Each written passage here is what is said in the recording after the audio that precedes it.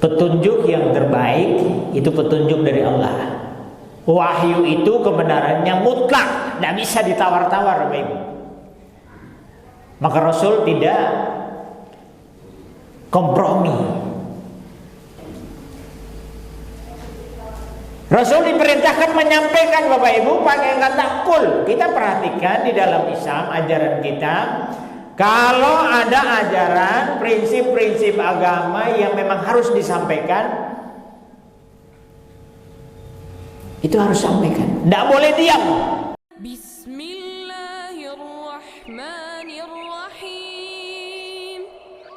Idza jaa nasrullahi wal fath wa ra'aitan nasa yadkhuluna fi dinillahi afwaja fasabbih bihamdi rabbika wastaghfirhu innahu kana tawwaba.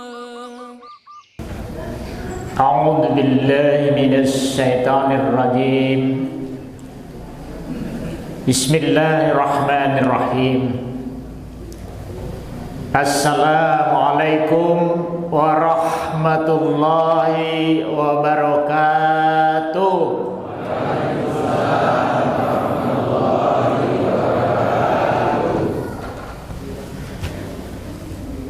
Ngapunten, ini yang terdengar baru yang di dalam, yang di luar belum kedengaran. Sampun pikantuk snack sedoyong gini iki. Sampun. Nah, monggo tambah semangat. Niki masih pagi, Pak, Bu. Biar saya ndak ngantuk, karena nggak ngantuk. Diulang ya. Assalamualaikum warahmatullahi wabarakatuh.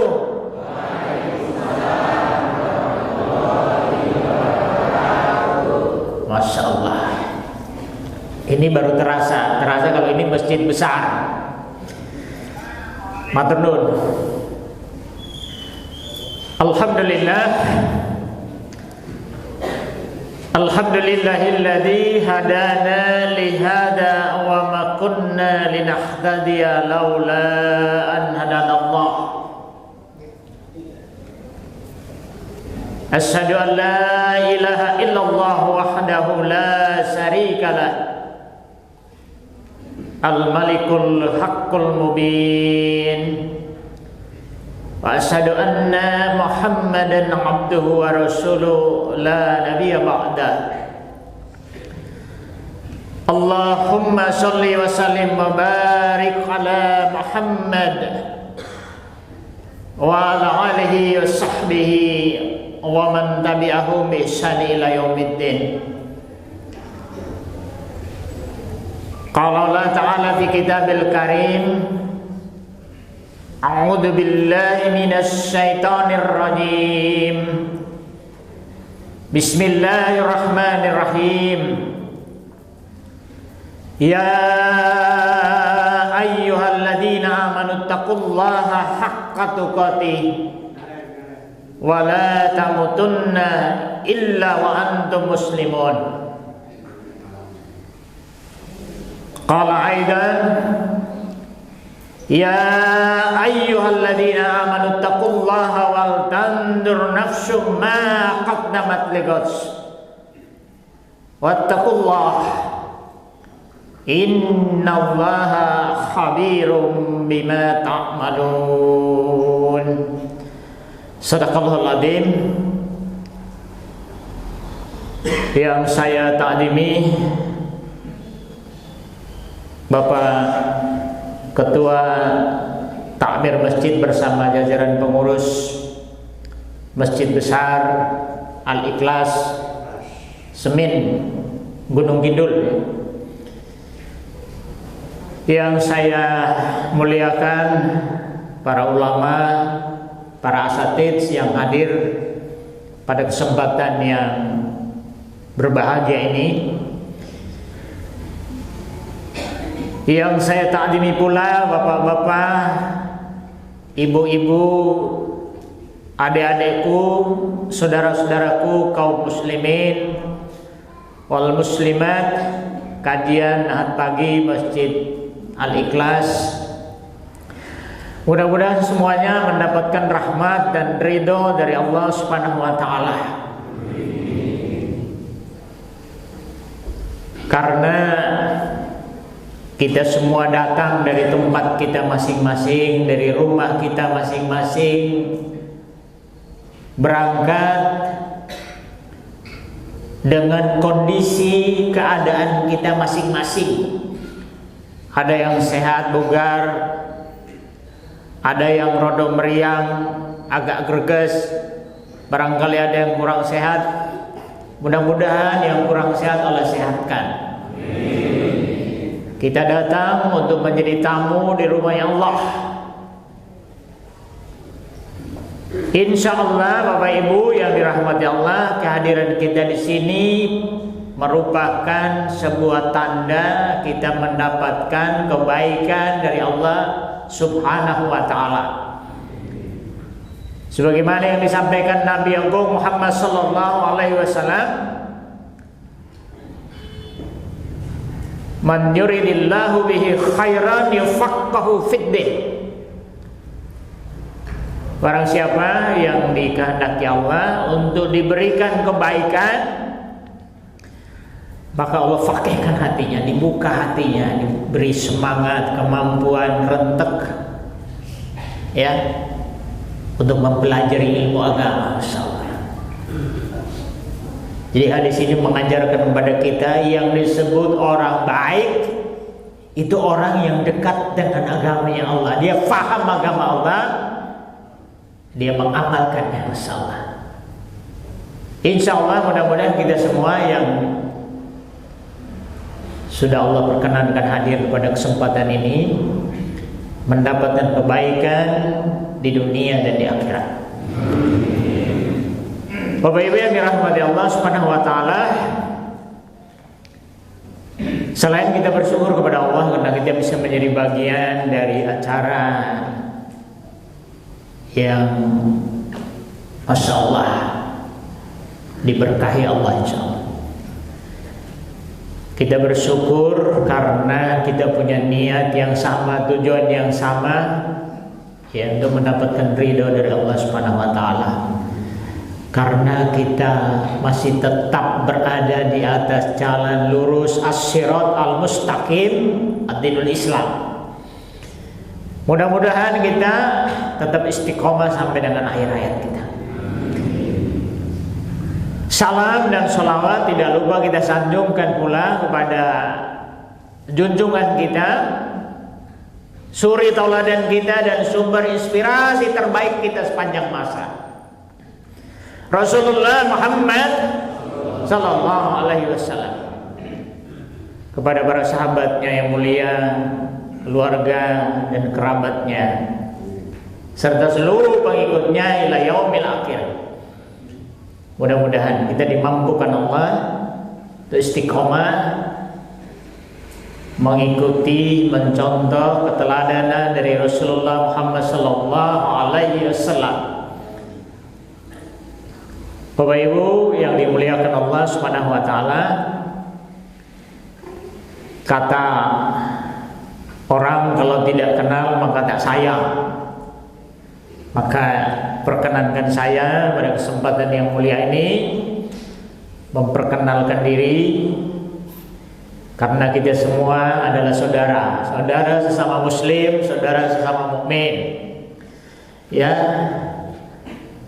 nama saya seperti tadi disebutkan guru kita yang menghantar acara ini sekaligus membimbing tadarus. Masya Allah, saya sangat senang karena jarang kita temui tadarus itu disertai artinya. Ini bagus, Pak. Ya, karena kita bukan orang Arab. Kalau orang Arab mungkin sekali baca langsung paham, tahu apa artinya. Kalau kita kan harus baca terjemah. Masya Allah. Nama saya Arnold Al Gonzaga. Inna baptis. yang sampai saat ini masih tertulis di KTP. Ya. Nama muslimnya Abdurrahman. Asli dari Kupang, Nusa Tenggara Timur. Ya. Datang ke Jogja tahun 1993 untuk belajar menjadi pastor di salah satu tarekat misi di Jogja. Ya, alhamdulillah Bapak Ibu, setelah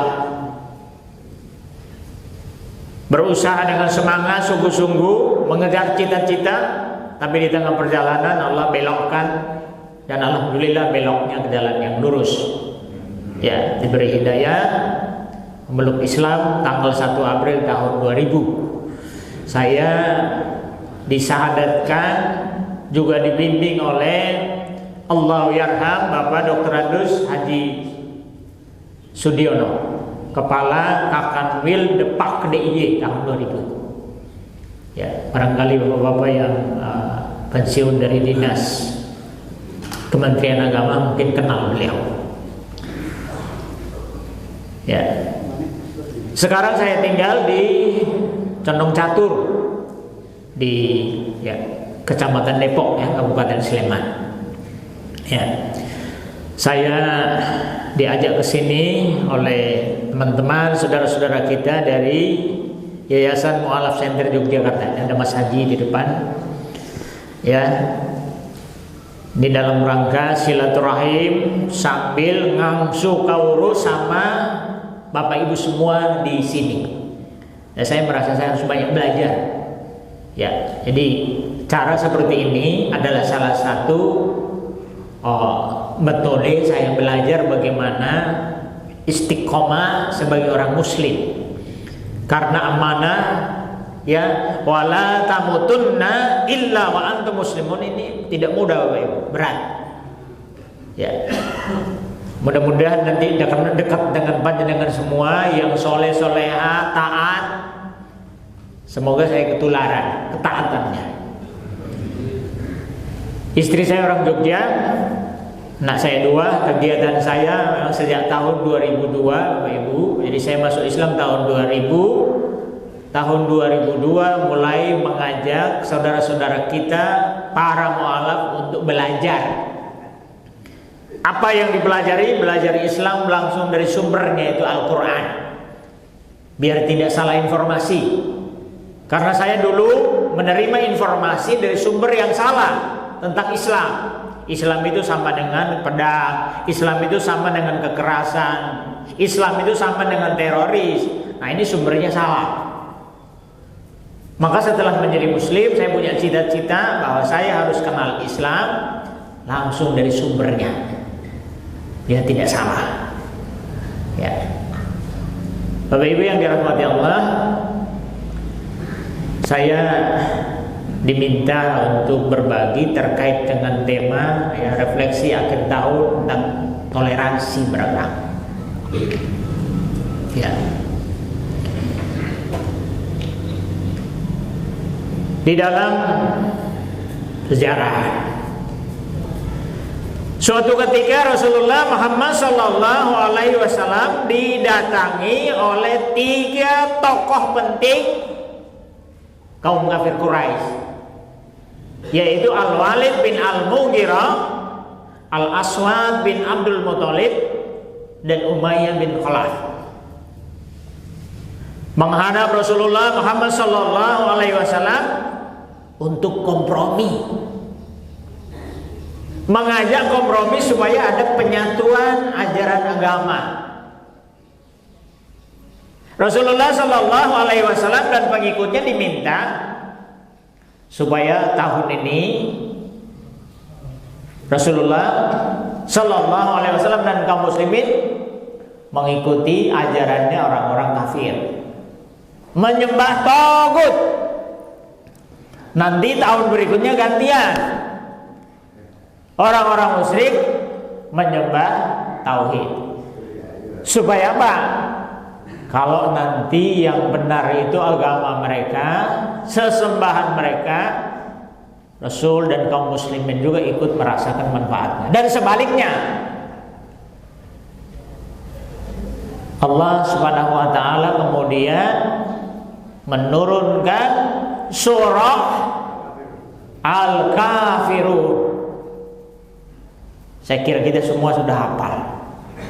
Saya tidak akan membahas apa keutamaan surat ini, karena gampang Bapak, itu bisa dipelajari, bisa kita dapatkan dari kajian-kajian. Apalagi di sini saya mendapat informasi bahwa kajiannya rutin tiap ahad dan jemaahnya Masya Allah membludak. Ini kan girah belajarnya sangat tinggi. Yang ingin saya sampaikan Bapak Ibu terkait dengan pesan penting dari surat ini. Ya, Allah Subhanahu wa taala secara tegas, jelas, lugas menyampaikan, memerintahkan kepada Rasulullah Muhammad sallallahu alaihi wasallam untuk menyampaikan kepada orang-orang, kepada 3 tokoh penting tadi, Al-Walid bin Al-Mughirah, Al-Aswad bin Abdul Muthalib, dan Umayyah bin Khalaf. Rasul diperintahkan menyampaikan, "Qul ya ayyuhal kafirun." Katakanlah, wahai orang-orang kafir. Jelas. Jadi mohon maaf, ini redaksi yang benar menurut Quran dari Allah Subhanahu wa taala, bukan qul ya ayyuhal non muslim, bukan. Ya, yang sekarang kan mau diganti ini. Al kafirun mau diganti dengan orang-orang non muslim. Nah, ini tidak bisa. Kalau mengganti firman Allah, kita bedanya apa dengan orang-orang kafir terdahulu? Ya, mohon maaf ya, ngapunten. Petunjuk yang terbaik itu petunjuk dari Allah. Wahyu itu kebenarannya mutlak, tidak bisa ditawar-tawar, Bapak Ibu. Maka Rasul tidak kompromi. Rasul diperintahkan menyampaikan Bapak Ibu pakai kata kul. Kita perhatikan di dalam Islam, ajaran kita, kalau ada ajaran, prinsip-prinsip agama yang memang harus disampaikan,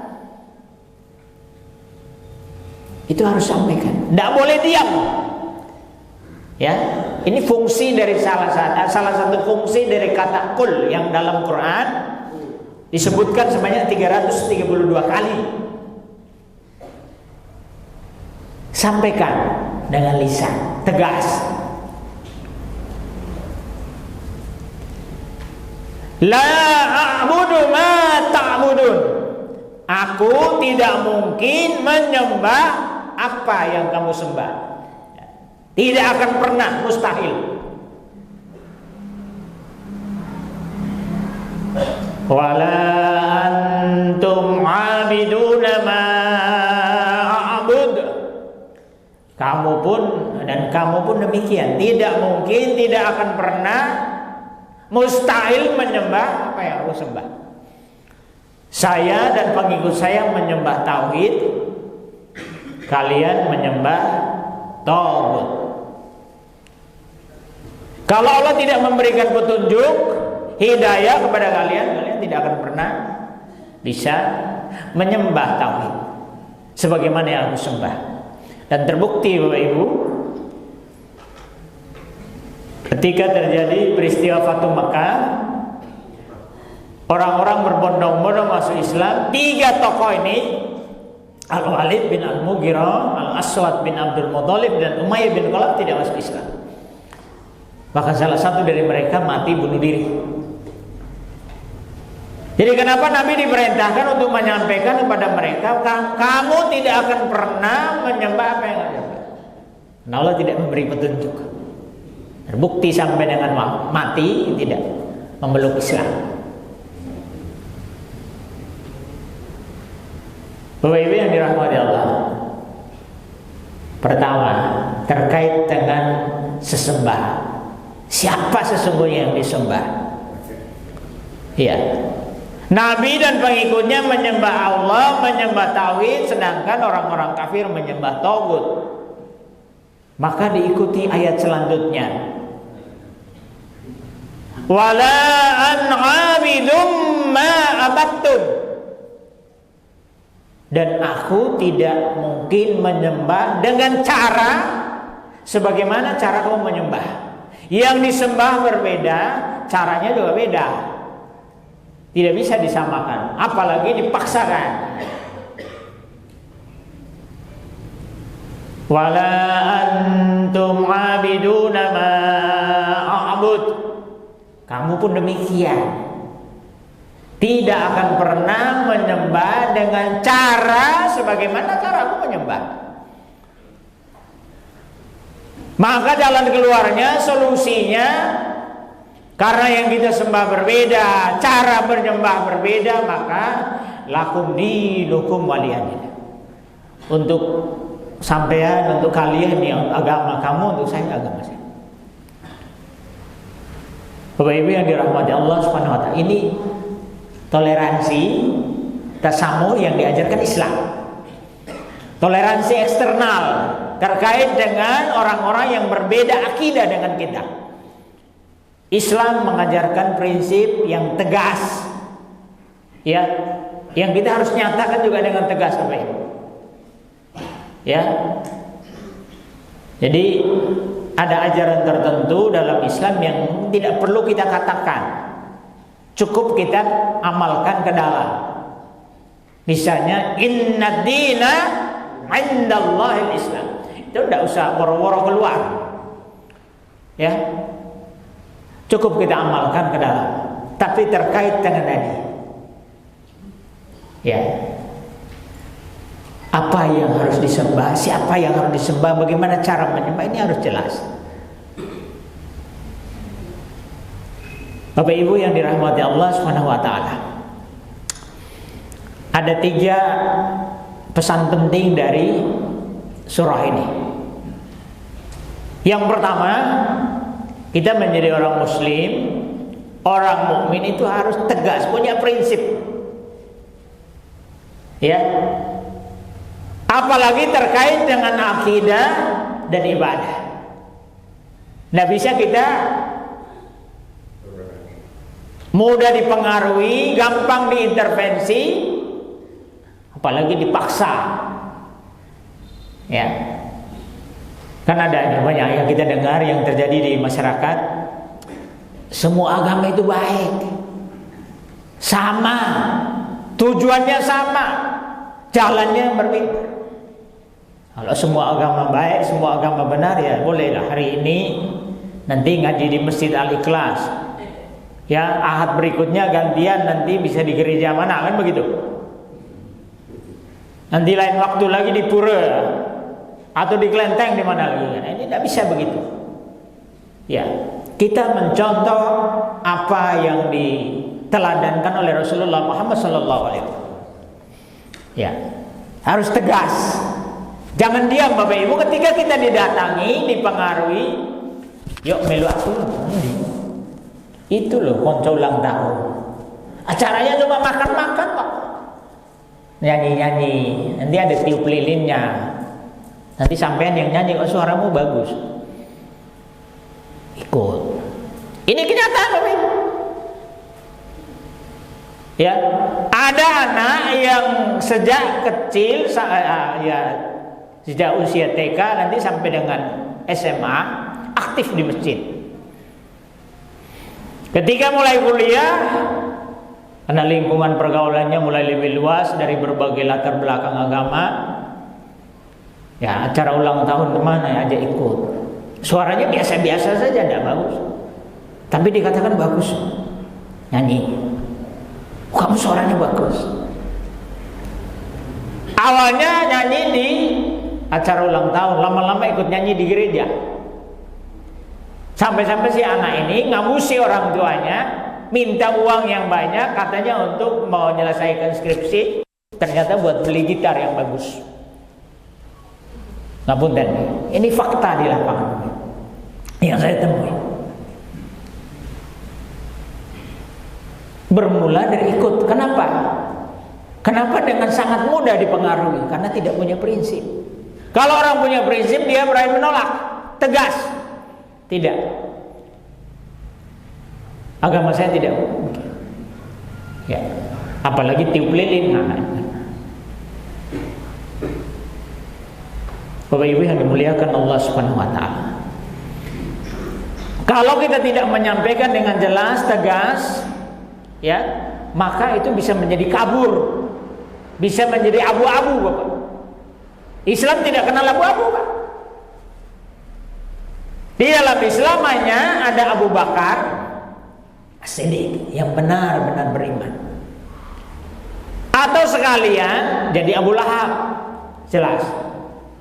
Ya, tidak ada abu-abu.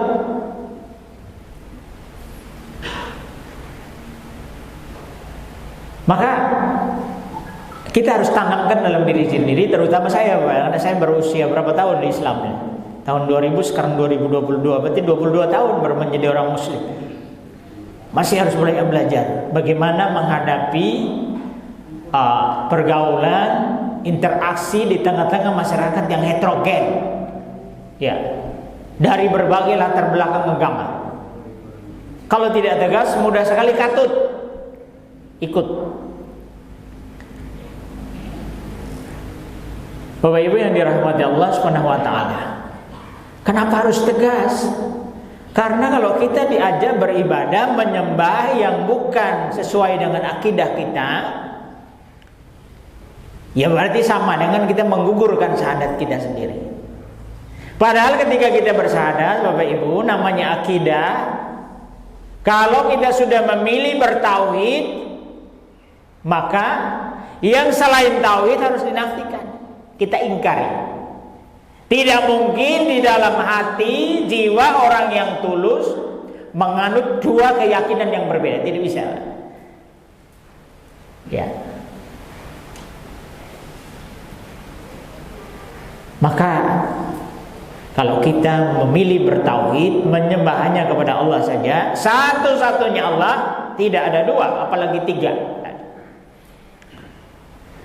Kita pegang teguh prinsip ini.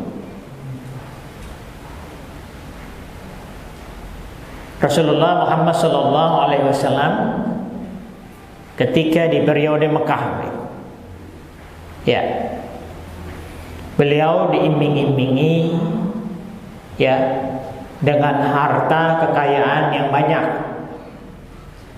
Yang kedua, pangkat dan kedudukan yang tinggi dan terhormat.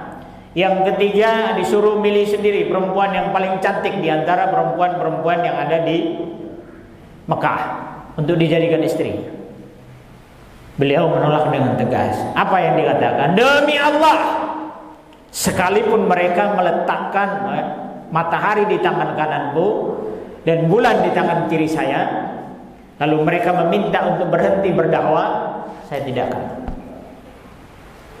Saya hanya berserah diri kepada Allah. Apakah dengan Islam ini saya akan dimuliakan oleh Allah atau dihinakan oleh Allah?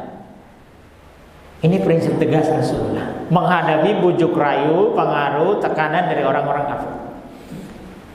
Bagaimana dengan kita sekarang? Ya, kalau ditawari pangkat, jabatan, masuk. Apakah kita berani menolak demi mempertahankan akidah kita? Ataukah malah kita gampang menukar akidah dengan hal-hal yang sifatnya duniawi, pangkat, harta, kekayaan, dan semacam. Yang kata Allah itu hanya permainan atau senda gurau. Bapak Ibu yang dirahmati Allah Subhanahu wa taala, yang kedua, ya, biasanya yang bisa menolak, yang berani menyatakan sikap yang tegas, prinsip yang kokoh, itu mereka yang imannya kuat. Setuju Pak tadi? Setuju. Kalau tidak kuat, katut Pak. Kalau tidak kuat akidahnya, mereka akan berada pada posisi tawar yang lemah, mudah dipengaruhi, gampang diintervensi, mudah sekali dibujuk, dirayu dengan bermacam-macam cara. Maka harus punya kekuatan. Yang membuat kita kuat, mampu, punya posisi tawar yang tinggi adalah keimanan. Ya. Kata Allah Subhanahu wa taala, "Wala tahinu wala tahzan wa antumul a'launa in kuntum mu'minun." Jangan kamu merasa berkecil hati, jangan lemah, dan jangan bersedih. Kamu yang terbaik kalau kamu beriman. Ini ya. Jadi yang menjadi tolak ukur, ya, kriteria orang kuat, orang mampu, itu yang punya iman.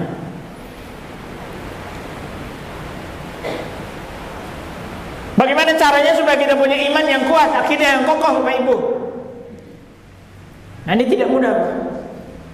Saya merasakan untuk membangun kekuatan iman, ya, supaya kita menjadi orang yang tidak mudah dipengaruhi, ya, tidak mudah diintervensi. Saya 5 tahun Bapak Ibu masuk Islam tahun 2000 sampai 2005 itu sholat 5 waktunya bolong-bolong, terutama sholat subuh dan sholat asar. Subuhnya kesiangan, asarnya mepet maghrib.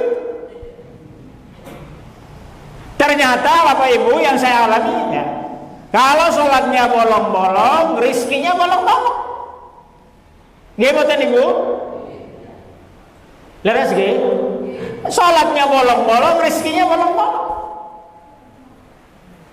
Tidak hanya rezeki yang bolong, kepribadian kita menjadi tidak stabil, gampang jadi orang yang mudah sensi, gampang tersinggung, ketemu orang merengut, susah senyumnya. Padahal tanggal muda, ya Bu, tanggal muda aja susah senyum, apalagi tanggal tua. Ya, ini efek dari kita ibadahnya tidak taat, karena akidahnya belum kuat, itu terasa dalam keseharian kita, Bapak Ibu. Komunikasi dengan orang tidak mudah, ya. Lah kalau ketemu orang melengos, gampang merengut, bagaimana rezeki mau datang, kan begitu? Saya merasakan itu, Pak.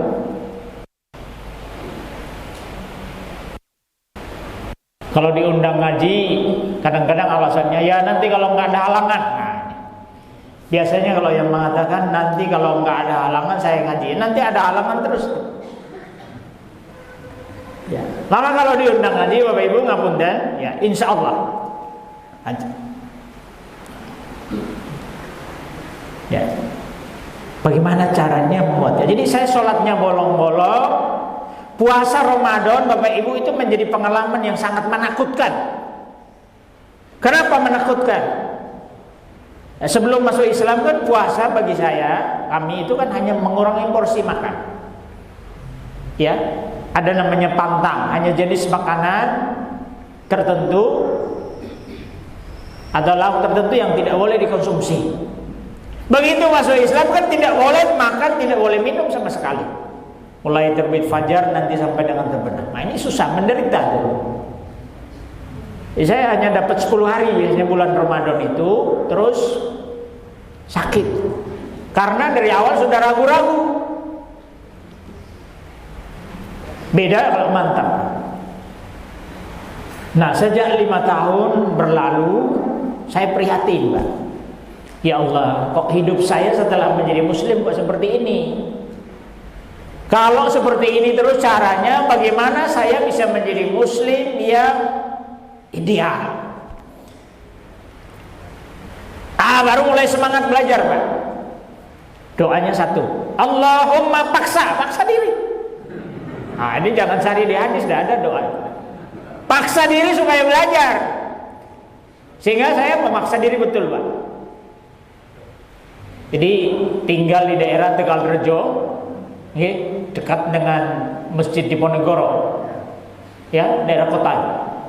Jalan menuju ke Timoho, rumah almarhum Bapak Sunardi Sauri untuk belajar. Paksa diri, bahkan memang nggak ada saku, udah ada duit. Waktu itu kiriman dari keluarga sudah stop.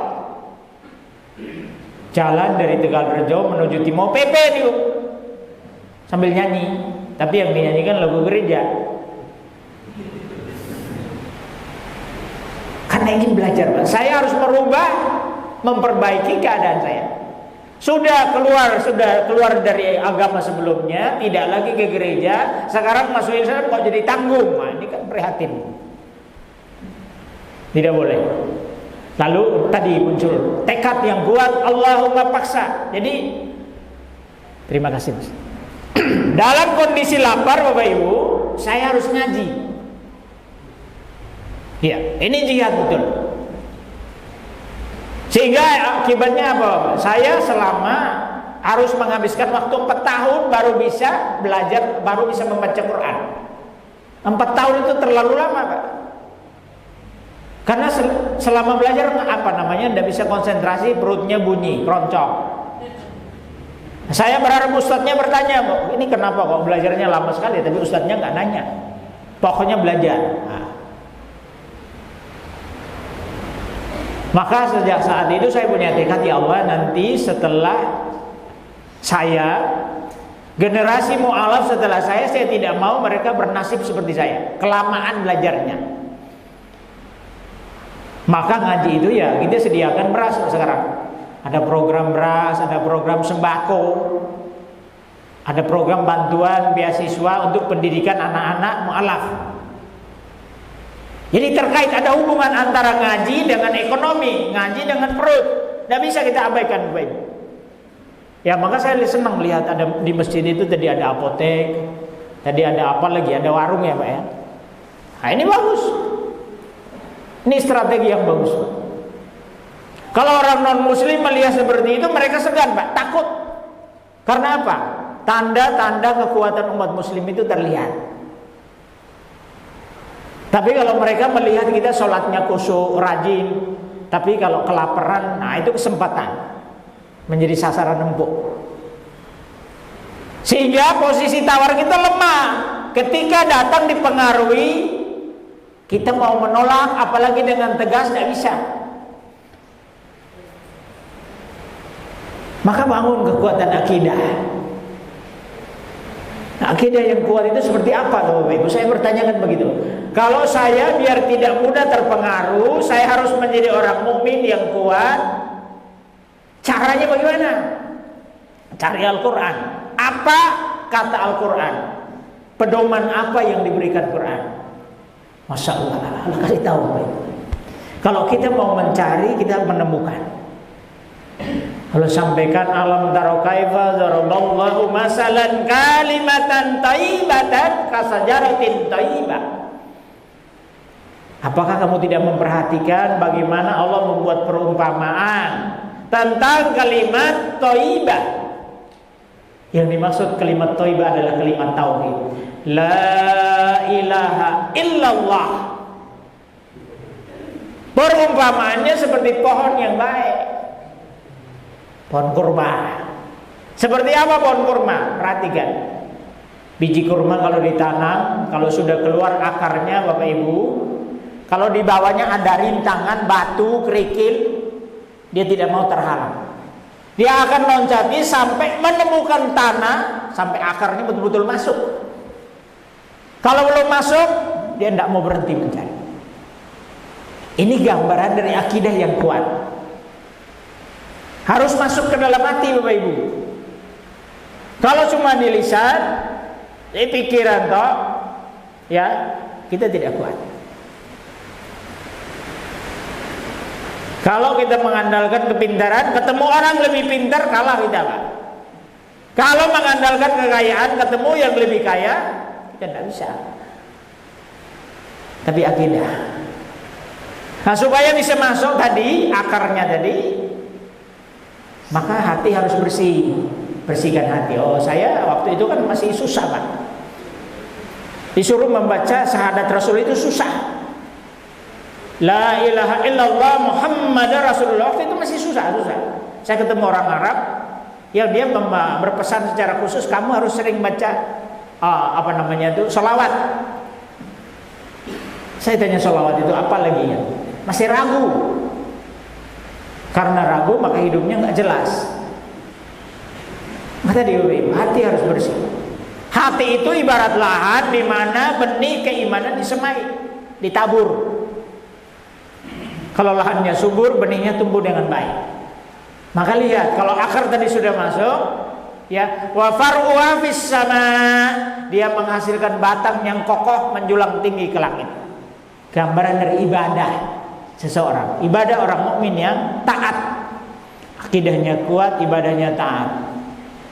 Tu'ti ukulaha kullahinni bi'idni rabbi.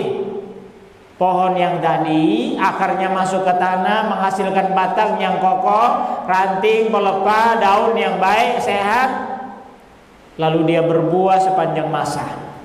Ini akhlak. Akidah kuat, ibadah taat, akhlaknya mulia, interaksinya bagus, muamalahnya. Dia pada posisi yang bisa mempengaruhi, bukan dipengaruhi. Posisi menentukan, bukan ditentukan, apalagi di dikte. Oh, ini idealnya orang muslim begini. Saya pengen jadi begini nih loh. Bagaimana akidahnya kuat, ibadahnya taat. Ibadah taat itu kalau sholat tidak usah nunggu adzan, datang sebelum adzan. Ini orang-orang tua terutama di Masjid Al-Ikhlas ini, Mas. Jadi kami baru datang di masjid sudah banyak orang. Ini kerentek itu menunjukkan semangat ibadah yang tinggi. Masya Allah. Jadi kalau akidah sudah kuat, Bapak Ibu, kita berani menolak. Bahkan orang segan mau nyedai itu kok mikir dia, kok kayak gitu, aktif ya. Nah, biasanya yang disasar itu Bapak Ibu, orang-orang yang jarang ke masjid, jarang sholat. Itu jadi sasaran empuk. Ya, cukup dengan bagi sembako saja, tidak usah banyak argumentasi, ikut. Ini banyak terjadi. Hati harus bersih, kita jaga hati. Maka karena ada ulama yang khusus berdakwah tentang hati, agib. Selalu mengingatkan hati-hati dengan hati. Nah, ya. Nabi mengingatkan kita di dalam sesungguhnya di dalam diri anak Adam itu ada segumpal daging. Kalau dia baik, semua akan baik. Kalau rusak, semua juga rusak.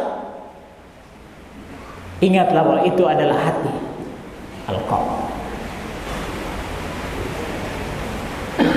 Jaga hati biar iman akidahnya kuat. Bapak Ibu yang dirahmati Allah, yang terakhir, pesan yang terakhir,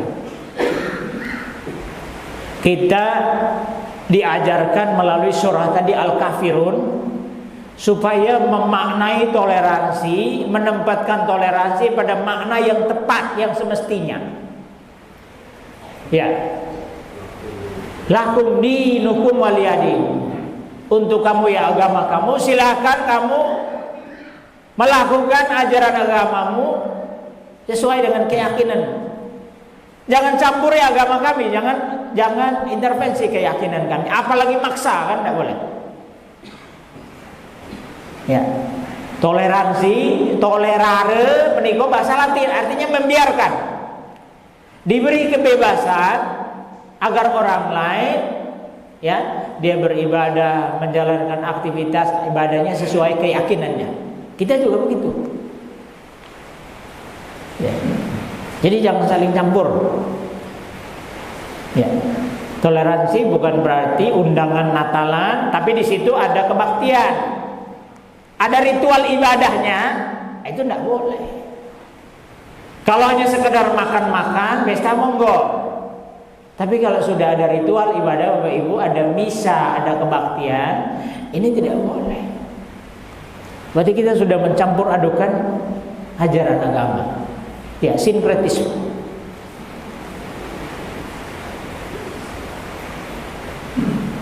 Jadi toleransi bukan kita terus ikut-ikutan mengucapkan selamat Natal. Ya, pertanyaan yang pasti setiap tahun terulang.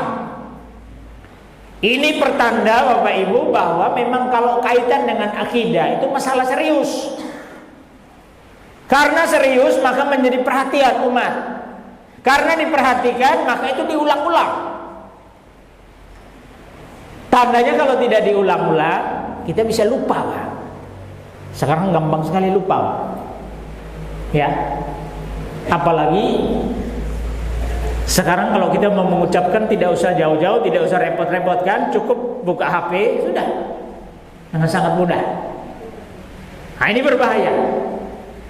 Mudah sekali kita tergelincir akidah. Maka Bapak Ibu yang dimuliakan Allah Subhanahu wa taala, ya, kita harus memaknai toleransi di dalam Islam secara tepat supaya apa? Jangan sampai salah praktek di dalam kehidupan sehari-hari. Ya.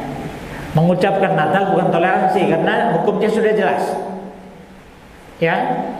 Buya Hamka ketika menjadi ketua MUI yang pertama, beliau sudah mengeluarkan fatwa bahwa haram hukumnya umat muslim mengucapkan Natal kepada saudara-saudara kita yang merayakan. Kenapa? Konteksnya waktu itu ngapunten, pemerintah seakan dia terkesan itu memberikan keleluasaan kepada para misionari Kristen untuk menjalankan aktivitasnya. Difasilitasi pemerintah, dibiarkan. Sementara Islam dibelenggu. Untuk menjaga akidah umat, maka keluar fatwa. Datang Menteri Agama waktu itu, Haji Alamsyah Ratu Prawira Negara, minta pada Buya Hamka supaya membatalkan fatwa itu. Buya Hamka mundur, karena tidak bisa fatwa dibatalkan. Fatwa itu hanya bisa dibatalkan dengan keluar fatwa baru. Sampai saat ini kan tidak ada fatwa baru yang membatalkan fatwa yang pernah dikeluarkan bahwa haram hukumnya mengucapkan selamat Natal kepada yang merayakan. Ini hukum. Lalu Nunsio, ini pengalaman Bapak, pengalaman. Saya 5 tahun pertama 2000-2005 saya memilih mengucapkan. Kenapa? Rasanya kok masuk sama saudara, orang tua, keluarga, ketika mereka merayakan, mereka berbahagia, kok kita diam saja. Niku ampun mboten Ibu. Kalau nuruti budaya, kebiasaan kan ndak wangun rasanya ya. Masuk diam saja. Apalagi masih hidupnya masih bergantung pada keluarga yang non muslim. Dia mu'alaf tapi masih bergantung pada keluarganya yang non muslim. Kalau nggak mengucapkan nanti nggak disangon nih, nggak dibiayai, gimana itu? Terpaksa. Nah, saya waktu itu memilih mengucapkan. Masa mengucapkan kok imannya gugur, akidahnya batal. Pikirnya begitu waktu itu, sok pinter kan. Lama-lama saya mikir, Pak, apa sih Natal? Ya, bahasa Latinnya natus, kelahiran. Ya, bukan persoalan tanggalnya, lahirnya. Memang diakui Al-Quran.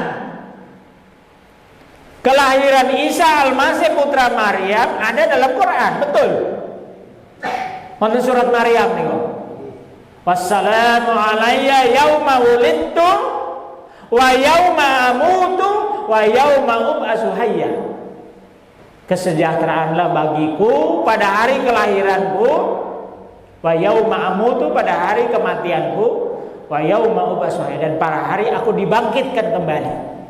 Ini kata Nabi Isa. Betul, ini Natal. Bahkan tentang hari kematian, bangkitan. Tetapi Natal yang maknanya seperti apa? Kan begitu. Kalau Natal yang dimaksud Quran itu kelahiran Isa Al-Masih putra Maryam, yang dia seorang manusia biasa, hamba Nabi, yang lahir dia. Bukan Natal yang dimaksud oleh saudara-saudara kita, yaitu kelahiran Yesus Kristus, Putra Allah. Lebih cetok itu, Pak.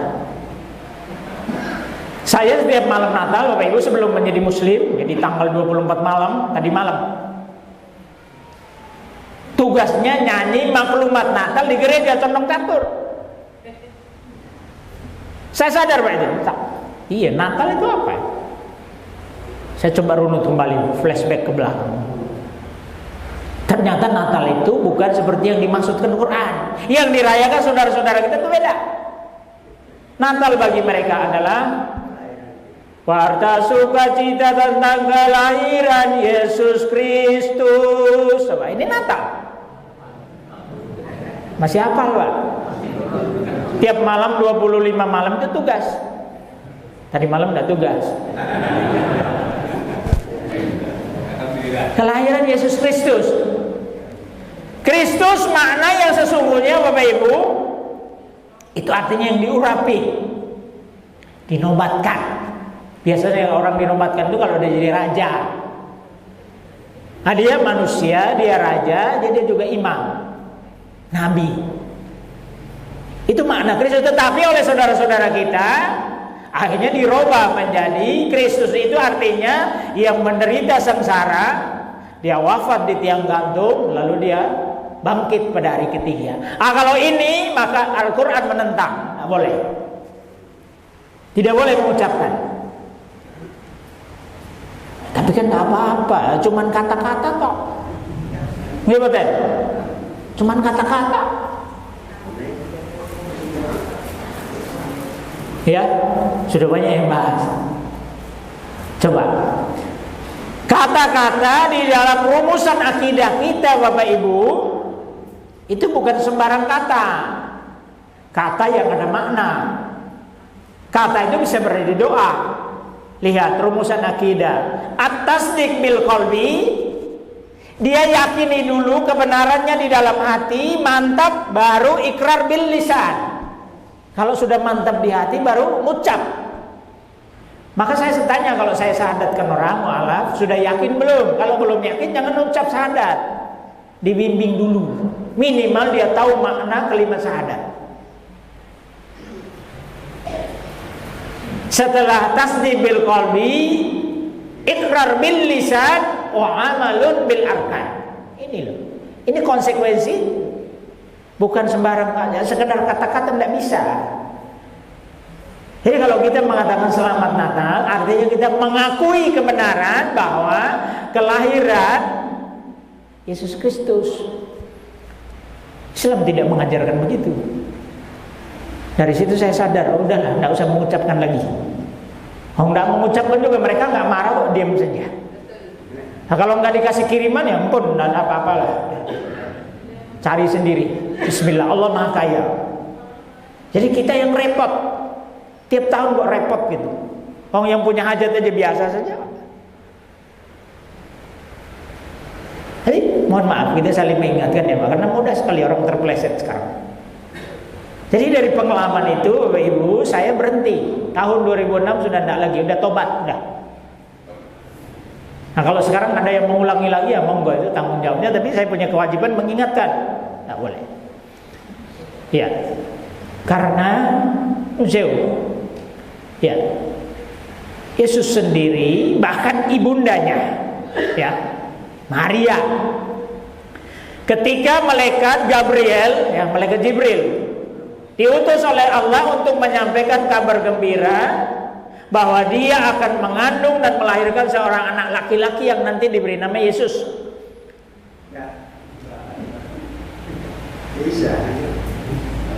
Apa jawab Maria?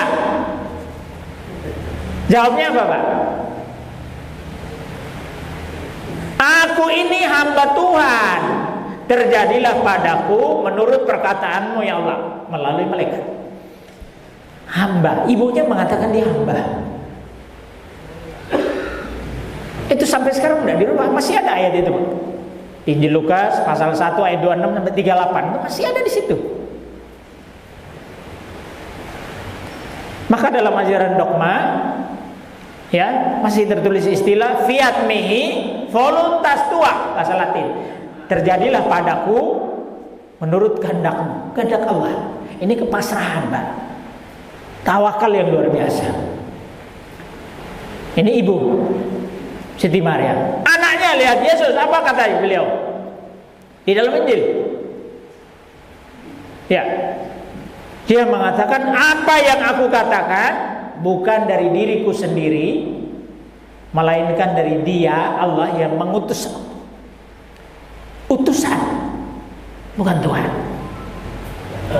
Sangat jelas. Nah kalau sudah jelas kebenarannya, kebatilannya pun jelas. Kalau kita memilih yang batil lah, itu tanggung jawabnya dunia akhirat.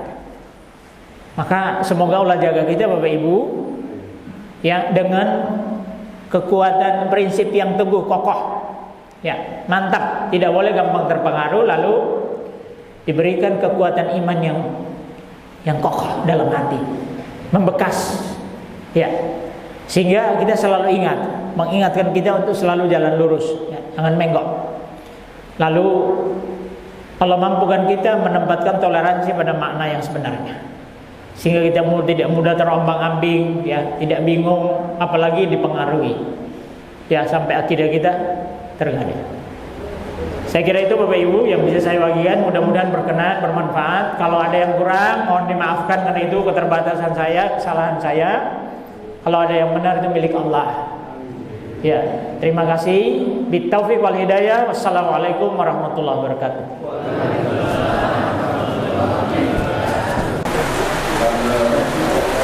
Bismillahirrahmanirrahim. Assalamualaikum warahmatullahi wabarakatuh. Alhamdulillah hari ini tanggal 25 Desember 2022, lokasi berada di daerah Semin, Gunung Kidul, di Masjid Al-Ikhlas. Masjid cukup besar dan makmur, alhamdulillah. Kajian tadi diisi oleh Ustadz Arnold Gonzaga Abdurrahman dengan materi yang luar biasa, dan jamaahnya cukup banyak meskipun hujan deras ini dari tadi. Kajian dimulai pukul 6 pagi. Jadi tadi dari perjalanan tim dari Jogja sekitar pukul 3 pagi, sholat subuh di perjalanan. Setelah itu lanjut sampai di sini, alhamdulillah tepat waktu jam 6 kurang 10 menit tadi sudah sampai. Alhamdulillah jamaah kira-kira 800 sampai 1000 orang. Masya Allah, walaupun hujan tapi semangatnya luar biasa gitu. Dan baru selesai ini, Masya Allah. Dan insya Allah ini akan menjadi kegiatan rutin kami juga dari Yayasan Mualaf Center Yogyakarta, karena animo masyarakat yang luar biasa di sekitaran Gunung Kidul. Dari beberapa dusun dan desa berbondong-bondong setiap Ahad pagi datang. Nah, nanti insya Allah next kedepannya akan mengisi lagi, tapi bukan di area Semin ini, mungkin di daerah samping-sampingnya.